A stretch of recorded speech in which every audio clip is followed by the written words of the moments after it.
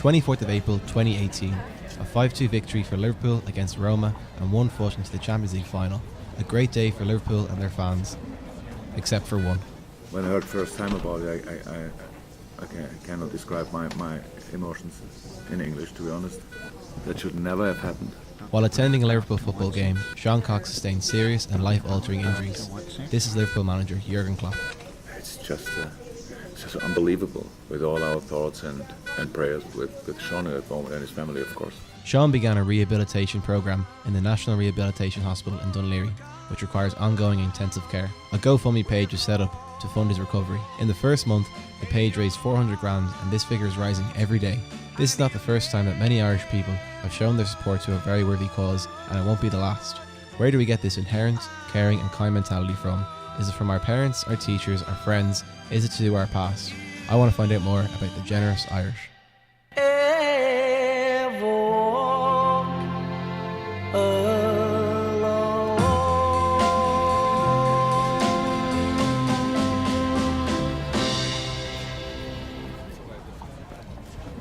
I wanted to interview one of the members of Sean's family to see how Sean was doing and to talk about the fundraising so far.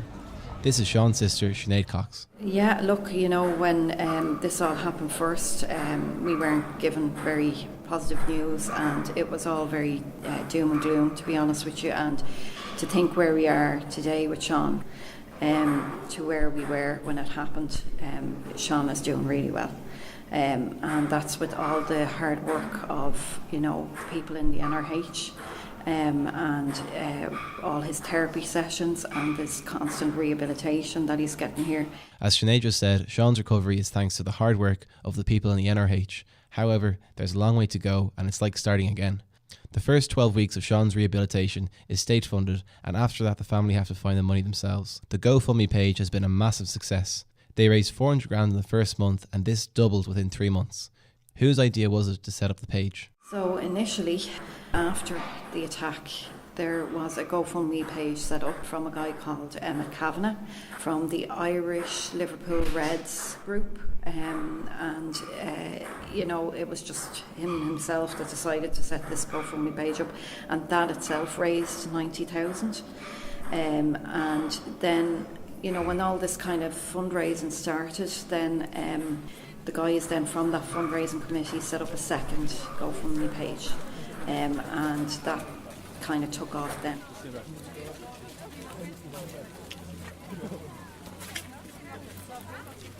Every day more and more people are donating to the fund in the hope that they'll reach their target of 2 million.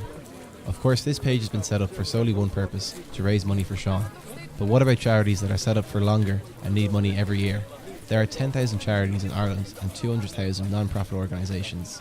The non-profit sector has a combined annual turnover of €14.5 billion and employs over 190,000 people. I wanted to know how these charities start and how they get fundraised every year. This is Jane McKenna, founder of Laura Lynn's Children's Hospice. There are some, surprisingly, that don't realise that they were sisters. And Lynn was nearly 9 when Laura was born, and unfortunately, sadly, Laura was born with a heart condition. And not to go into all the details, but it was a hole in the heart, which apparently should have been, we were given great hope that everything would be fine. She would have to have surgery as time went on, and that. Now she did have 2 surgeries in the first year, one scheduled and one unscheduled because the first surgery didn't go to plan. But she came through all of that, and I suppose she spent about 7 months in Our Lady's Hospital, which was kind of more or less all the time. So it was pretty tough stuff. And until then, I knew Our Lady's Hospital was there, but I actually didn't know what was inside the doors with seriously ill children. And it is quite, it's quite a journey for anyone who's in it, really. After going through this terrible time and bringing Laura to hospital to treat her heart condition, Jane and Brendan were about to receive more bad news. Brendan had noticed Lynn and kind of thought she looked a bit palish over, as I say, we hadn't seen much of her, but over the few days that we had. Anyway, we were going to be waiting around for hours because obviously Laura's surgery, she didn't go down till around 4, so we knew it was going to take some time. The result of that, unfortunately, that night at around 9 o'clock, we were called back. We were hanging around still waiting for word on Laura, and she was still in theatre, and then we were called back to admissions, and We should have known, I suppose, but you kind of don't. You know, we were brought into a kind of a sitting room at the back of it, which I didn't even know was there, and there were all these other people there. So it turned out they were the oncology team, and unfortunately Lynn had leukemia. To put it mildly, it was a nightmare, because we had a friend, my friend's daughter, who Lynn was very close to, was in James's Hospital with leukemia, a different type to the one Lynn had at that stage. And of course we knew it wasn't good, and it didn't look good for Lorraine. Unfortunately, she was very ill. So it was shocking, and we still didn't know what was going on with Laura. But anyway, we subsequently were brought to oncology there and then. Lynn was, admitted to oncology. So The next morning, they were to receive more unfortunate news about Laura. There were several surgeries she had to undergo for her heart, including a pivotal one on the night Lynn found out that she had leukemia.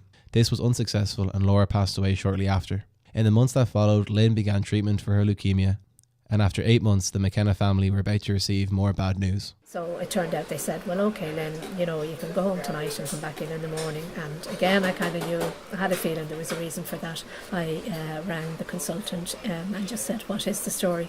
And it turned out that the cancer was still there. Basically, the treatment hadn't done anything, the latest treatment, so there was nothing they could do.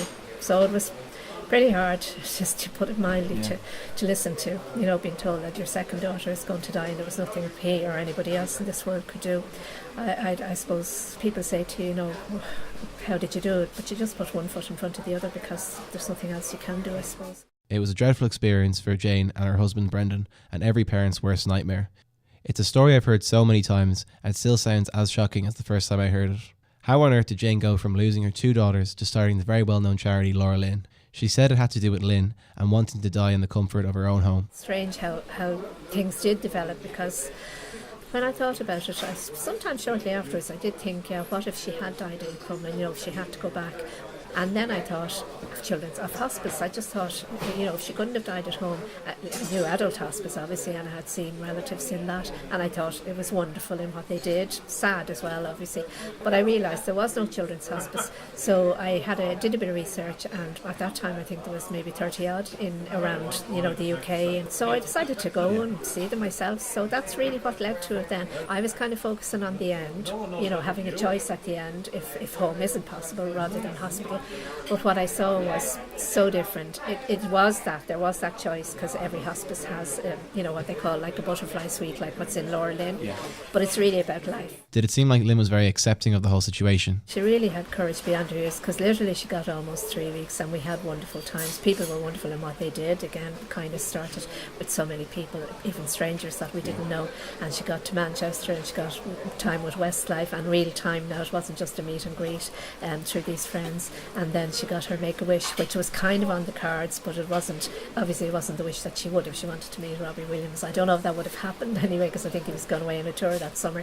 As it turned out, because time wasn't on her side, she took Dromoland Castle. But she wrote letters of thanks to people, all the staff, various people and people for what they did for her.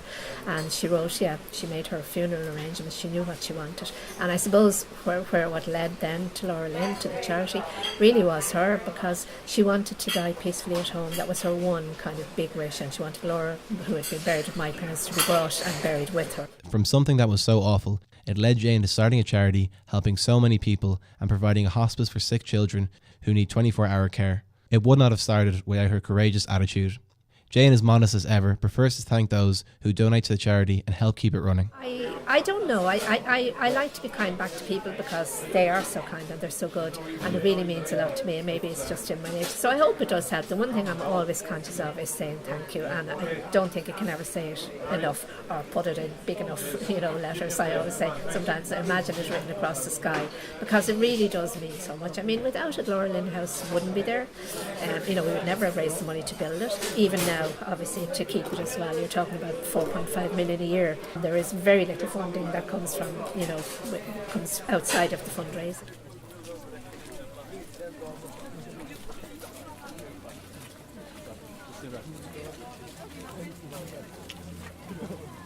There are many charities like Laura Lynn that have many employees and volunteers working for various causes. As I said earlier, there are over 190,000 people in the non-profit sector. There are 300,000 volunteers every year in Ireland and 68 million hours donated by volunteers per year. One common trend that helps raise awareness and funds for charities is setting up radio stations. Examples include Christmas FM, Charity Radio, Walk in My Shoes Radio, and the recently set up station Autism Radio. You're listening to Autism Radio 105.2. The text line is 087 197 7020. I'm delighted to be joined by Director of Services. Back in April 2018, I volunteered for Autism Radio to help raise awareness for autism. One of the guests who I had on was Director of Services for Gael Autism Services, Dara Byrne. Thanks very much for coming on to the show. No problem, Jack. Thank you for having me. It's great to be here. I wanted to interview someone who is a volunteer or employee of a charity and see what got them into this sort of work. I met Dara in Drumcondra to have a look around Gael and tell us about the work he does. It started with one building that they got given from, it was on the grounds of St. Brendan's Hospital just on the old Circular Road. And that's kind of where the name comes from as well, because the building, the house building that they got at the time was called St. Dymphna's Mews. And when Gael expanded then, when more people got referred into the service, they wanted to give it a name, but they wanted to have some link with St. Dymphna. She's the patron saint of mental health in Ireland. And St. Dymphna's a big story about St. Dymphna. She fled Ireland because her father was making advances towards her, and she fled Ireland and went to a place called Gael in Belgium, and that's why we're called Gael. So it started with just this building here. That's our day service building. You can see the same architecture for this building, which is our two-storey, we call this Fairview House. And then this building here is our bungalow. And straight through the gap there is what we call the villa, which is just another, we call it the villa because it looks more like a villa than the other houses do. But they are 5-6 person residential houses. Oh, okay. So there'd be two staff all the time working in there with maybe 5 service users. There's 6 service users in this one, there's 5 in both of the other two. Gael have over 126 service users who all require different assistance and care depending on who they are. They are very sensitive to change and find it difficult to handle everyday situations. An example of this would be exposure to normal surrounding sounds. Gael try to remedy this as best as they can. Everything from the actual structure of the building itself in terms of the decor, the acoustics, so we try and use a lot of soft furnishings that take the echo out of the noises. Yeah, so in larger rooms we'll have kind of curtains, carpets, fabrics like that mean there's less of an echo, because our service users can be very sensitive to certain noises. They try to treat their service users the same way they would treat people who don't have autism and give them options in order to have a good quality of life. This is the garden here, yeah. So we try to get the lads involved, the lads who want to be involved in kind of growing vegetables, tomatoes, lettuces in there. So this is our polytunnel. We have chickens on site which we rescued from a kind of a rescue centre. They'd no feathers on them when we rescued them, and now they're thriving. They're pure free range chickens. But I guess it's about creating opportunities for people, or options. They can always say no, and we don't force anybody to get involved in the garden if they don't want to. But we try and encourage it just for an outdoor activity and learning as well. Although Dara's been working in Gael for a long time, there are some days that are quite challenging. It's very challenging at times, yeah. If a service user is going through a difficult period, it's obviously very, very difficult for the staff, for the other people in the house, for whoever's involved with that person.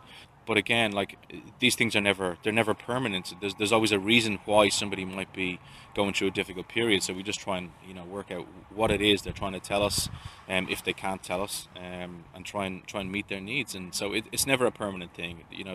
There's a lot of challenging days, but the good days far outweigh the bad days. Dara goes on to talk about the importance of all the staff in Gael and the work that they do. From full-time staff like himself to part-time and relief staff, they all do their part. I assume that most of the staff working for Gael were affected by autism in some way. Maybe they knew someone or had a relative. And I thought this was the case for Dara. I was definitely wrong. I started when I was about 17 or 18 here. My father also worked here, so I was, I'd known it from when I was a child, and I got the opportunity to do some part-time work during school, during college. I came in, I used to maintain the gardens here. Yeah, like kind of went on the relief panel as well, so covering residential shifts in some of the houses when they were stuck, doing summer work, specialing certain people who we might have had at the time and maybe don't anymore, people who needed extra support at certain periods. I graduated college, I had a career in HR, I worked there for 6 years, and but I always dipped in and out of it. Of course. Because the opportunities are there to do that. With this type of work, I don't have any relation to autism. No. I suppose it was just my dad working here that gave me the exposure to it. I don't think I ever would have considered it as a career unless I saw it, or I kind of got to experience it for myself. And as soon as I did, it's very, very enjoyable kind of work. It's very kind of the lads are all amazing, so unique. And I got the autism bug, like a lot of our staff will tell you that they did. And I went back and I studied, and I have a postgrad diploma in autism studies, which I got from the University of Birmingham. And we continue to learn every day. I mean, we could never claim to know everything there is about autism. Similar to Zara, a lot of the 240 staff workers who work for Geel don't have direct links to autism, but many do enjoy the fulfilling work. I think certain people are drawn to the type of work, to social care. I think we definitely do have some staff members who do have family relations who are on the autism spectrum, so that would have given them, maybe that's the reason why they came into it. We did a staff survey last year. A huge cohort of our staff gave us some feedback, and one of the answers that they gave us to the question of, you know, what do you like most about working in Geel, and 37% of our staff said that they like it because they feel like it's really meaningful work, and that's why they decide to work here.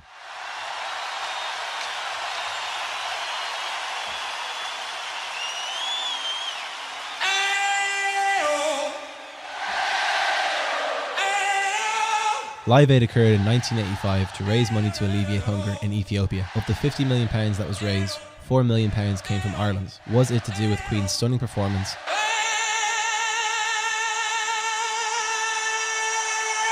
or the fact that Irishman Bob Geldof was organising the events, that we donated an eighth of the funds? I'm not too sure, but shortly after this concert, £7 million was raised by Ireland in total.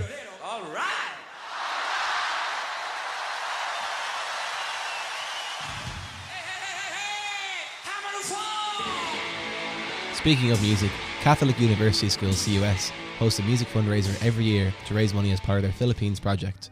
Like many other schools, like Loreto, CBC and Gonzaga, who go to third world countries like Kenya and Zambia, CUS go to Philippines. One of the main organisers and teachers of the school, Richard Hogan, invited a few past pupils to perform at their annual event. I just want to say thanks to Richard Hogan for inviting us back.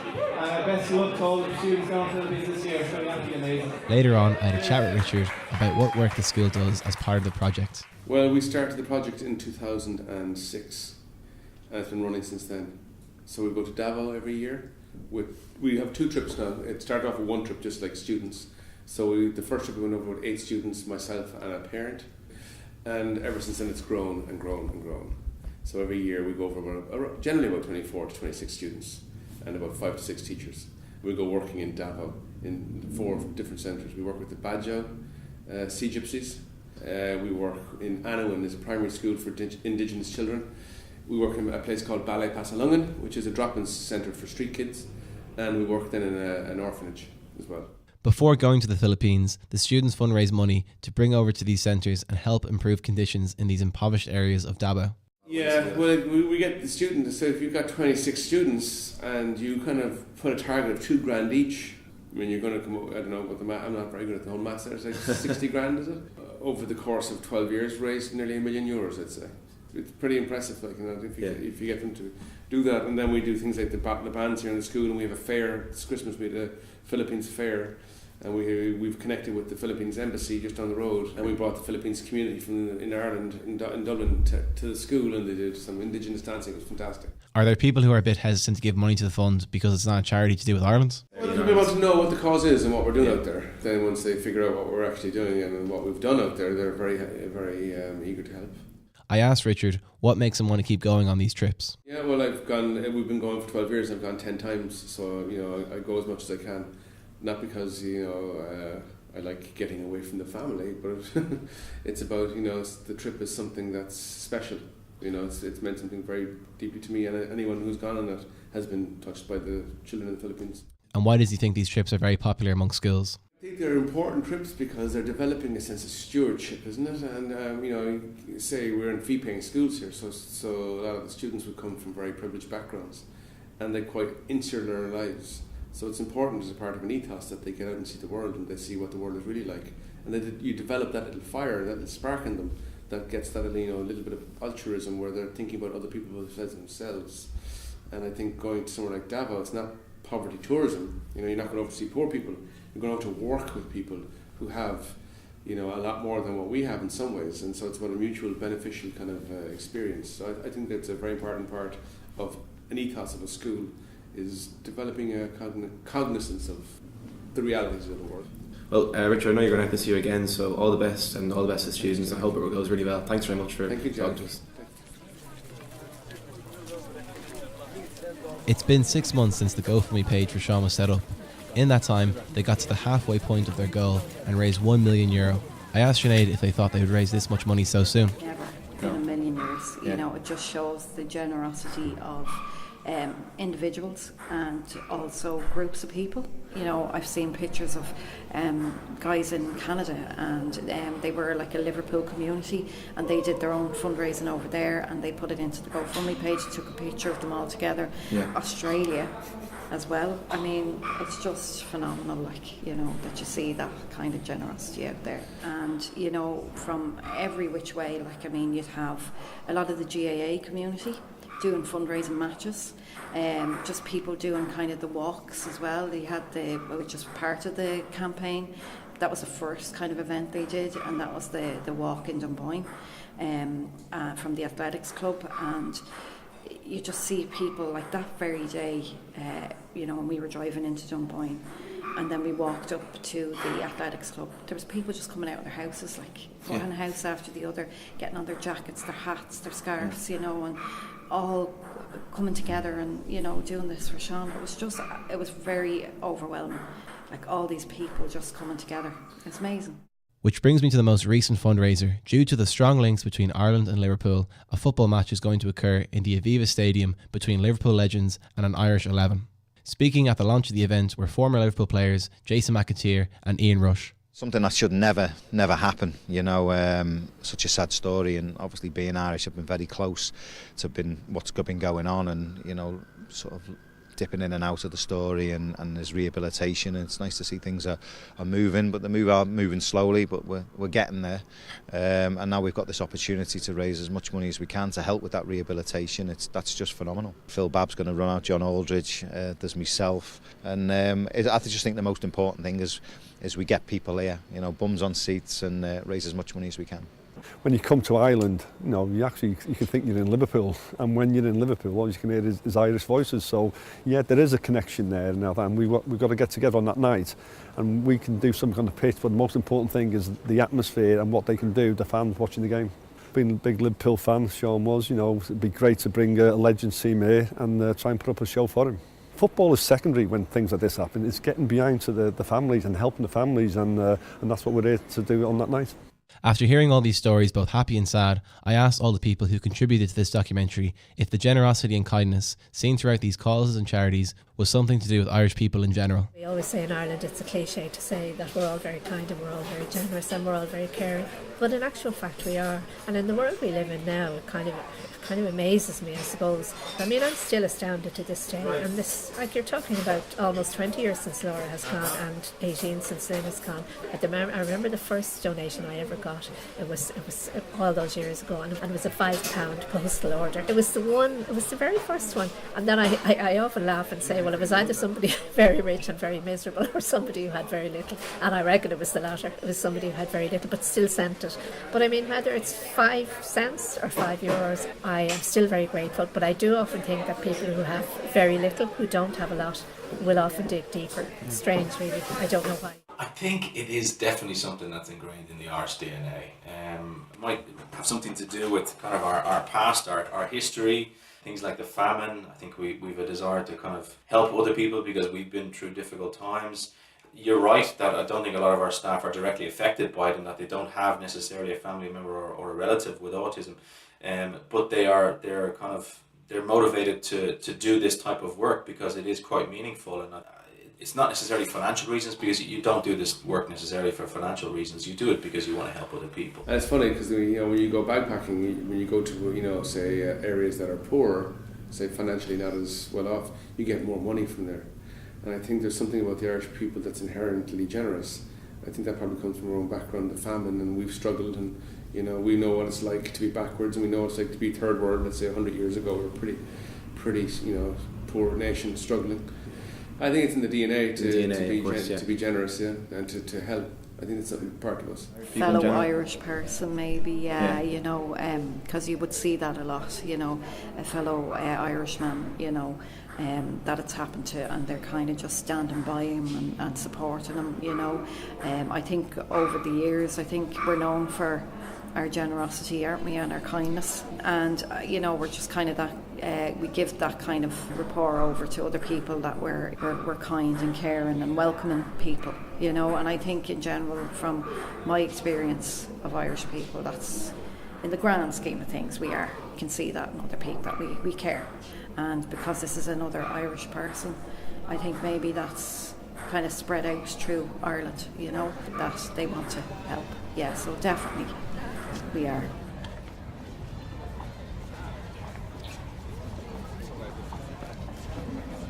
I went to the Aviva on the 12th of April along with 26,000 fans. Between the match, a big fundraiser the evening before, and many people who donated to the page on the day, they raised €2 million.